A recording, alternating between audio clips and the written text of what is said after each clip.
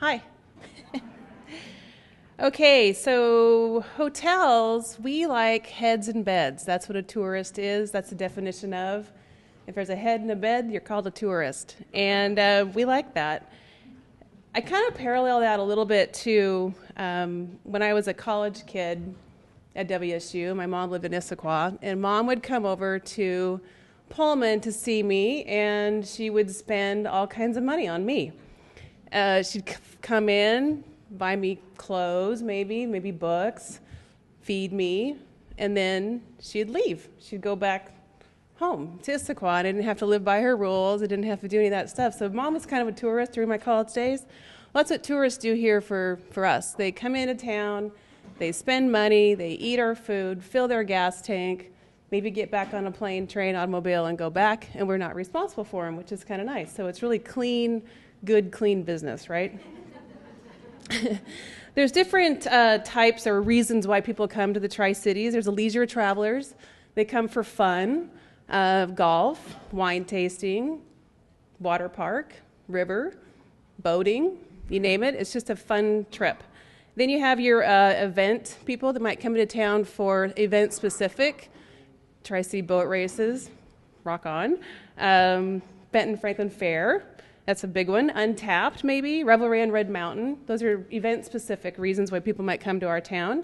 Then you have your business travelers, which Courtyard is Marriott's answer to the business traveler. We cater to that person. They're clearly on business while they're here in town. And by the way, if you call on a Tuesday or Wednesday, the Tri-Cities, we're full because the business travelers travel on Tuesday and Wednesday, so that's that.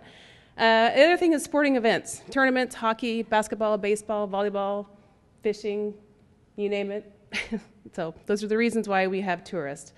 Benefits of tourism is there's jobs. There's 5,000 plus jobs in the tourism industry. And like I said before, they come in, they spend money, lots of it, and then they leave. But these things don't just happen. You know, people just don't go, oh, let's go to the Tri-Cities. They hear about it. They see it. And we work very closely with the Tri-City Visitors and Convention Bureau. We have visittricities.com. We spent quite a bit of money in this past year to have a really cool, nice, flashy website. So if you haven't checked that out, I recommend that you do so. The Bureau also puts out a visitor's guide that's renewed every year. We have a sports council and a sports map to help people navigate when they do come into town. Golf getaway packages. The new one in 2012 was a taste and tote partnership with Alaska Airlines, car rentals, and area wineries. It allowed people who were traveling on Alaska Airlines to show their ticket to a winery that's participating, and they can ship a case of wine back home at no extra cost, which is pretty cool because you want them to buy the wine when they're here, right? And then brag about it when they get back home so their friends come back. The other thing is an advertisement campaign in the Puget Sound area. We had a TV campaign last year in 2012, and it ran in the spring and the fall, and we're going to run it again in 2013. And with Hector's help, we'll run those ads for you if you haven't seen them already. Thinking about getting away? Think Tri-Cities. Think 300 days of sunshine. Think adventure! Think oasis. Think colorful. Think fresh. Think good times. Think memories. Did we mention sunshine?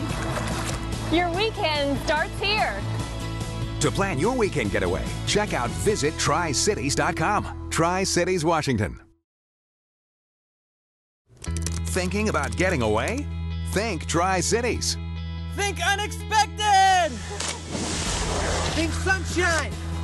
Think gourmet. Think relaxation. Think uplifting! Think down to earth. Did we mention sunshine? Think escape. Your weekend starts here. To plan your weekend getaway, check out visittricities.com. Tri-Cities, Washington. Clearly wasn't filmed today. So I'd throw that in. The other thing that's great about the Tri-Cities as a whole, our cities, and I can't, there's so many acronyms, TPA, PFD, blah, blah, blah, there's a whole bunch of them.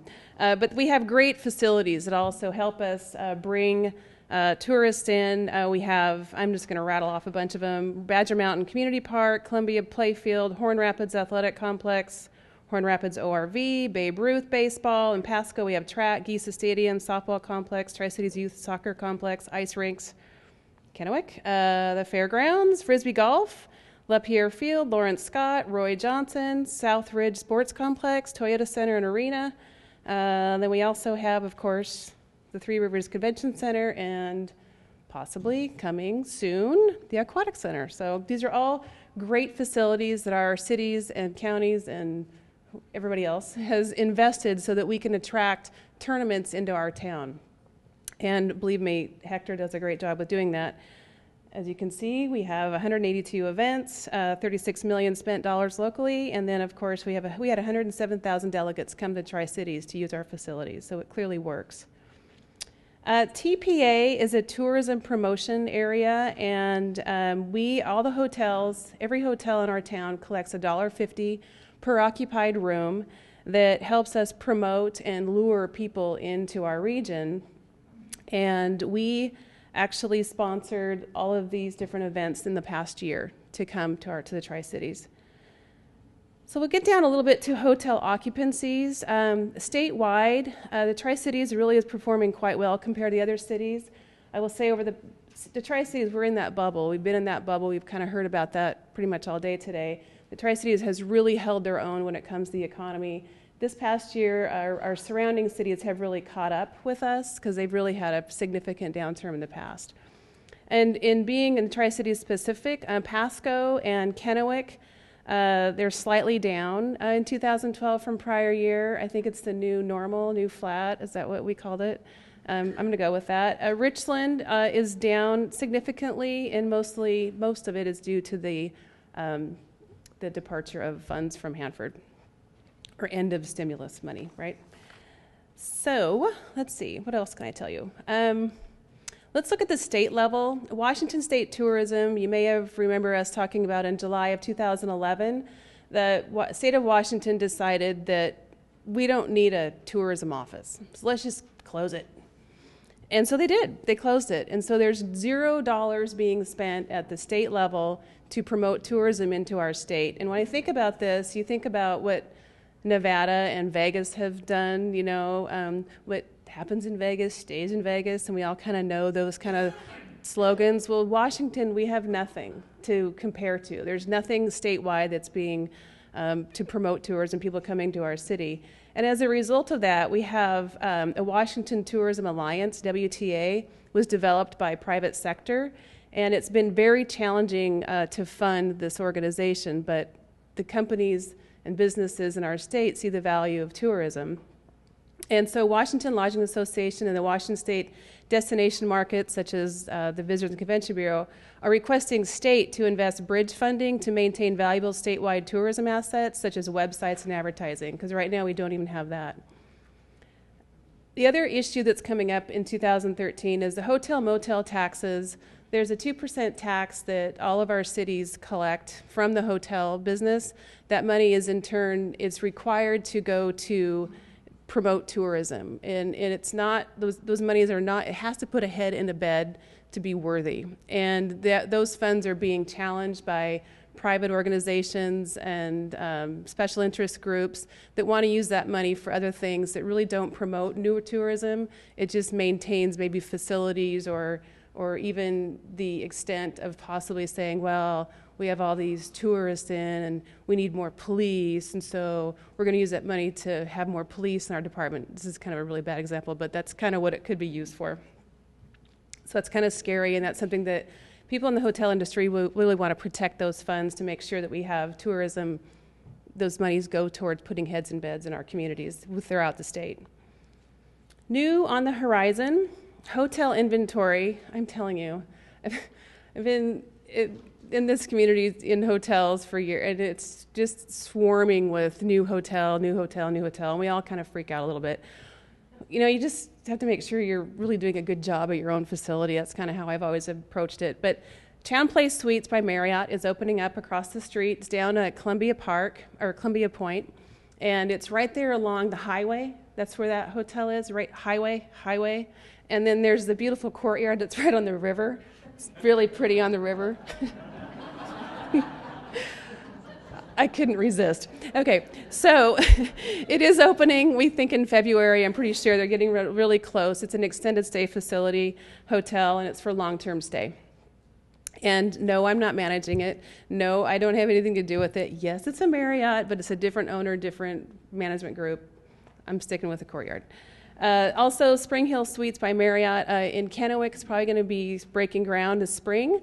Vijay Patel, A1 Hospitality, and that's right near here, close. And then the other, I don't know if it's a rumor, if it's real or what, but anyway, I'll just mention it. Embassy Suites out in the Horn Rapids, probably 2014 that hotel could open if it's really going to happen. Let's see, Regional PFD Aquatic Center, maybe, right? We'll put that on the ballot, it sounds like, as of last night. That's going to happen to be voted on. And then I'm hearing about Three Rivers possibly adding an exhibition hall here, possibly. And then the other thing that's exciting is WSU Wine Science Center. That will really be a big thing for bringing more tourists and travelers into the Tri-Cities. I think it could be similar to what the Science Center did for UC Davis down in California and how it's really made California a wine country. I think that will really help our community as well in the wine industry. So Hanford, I love that Greg Jones talked about Hanford. You know, when I started as a sales director in '92 at Silver Cloud Inn, and we used to pretend like Hanford didn't exist, you know, because tourism was like, ooh, mushroom cloud, you glow, bleh, Tri-Cities, stay away, you're going to get radiation or whatever. And so we kind of hid that, pretend like it wasn't real, but really it's real. And so, but now it's exciting because now we can talk about it and be proud of it. It's a piece of history that's very important. And having the Manhattan Project Historical National Park, like Greg said, there's thousands of people that are going to come and look at that. And it is exciting, and it's a really important piece of history for our country. Hanford Land Use Program, or Land Use Plan, excuse me. Recreational trails, possibly. We are kind of seeing that you can do a marathon or maybe a bike race or ride kind of out there in Hanford and check out all of the cool, funky stuff that's out there and tell the story. You know, those are things that we can see us marketing in the future. And then the other thing that's coming down the pike is community branding efforts. Our cities, counties, I don't know, PFD, TPA, everybody that's here. We're working together, again, to create a community branding effort. So not to say that it's all going to look the same, but maybe there's a common thread. Maybe there's a color that goes through with Richland, Pasco, Kennewick, and our counties that we can really identify Tri-Cities, so you know us as Tri-Cities, and you can see that we all do belong to each other. In closing, I would say I love Tri-Cities. I love that our cities are dedicated to ensuring that we continue to promote tourism and show off how great our region is. I want to work hard to keep hotel motel taxes, TPA, PFD funds working towards putting heads in beds and not just functioning facilities. And also invest in projects and facilities that will be sustainable. And then also embrace Hanford's history. Let's not hide it. And we'll share the story with the world, and hopefully they'll come and check it out. And as my really, really good friend from Richland High School says, be proud of the cloud. Thank you.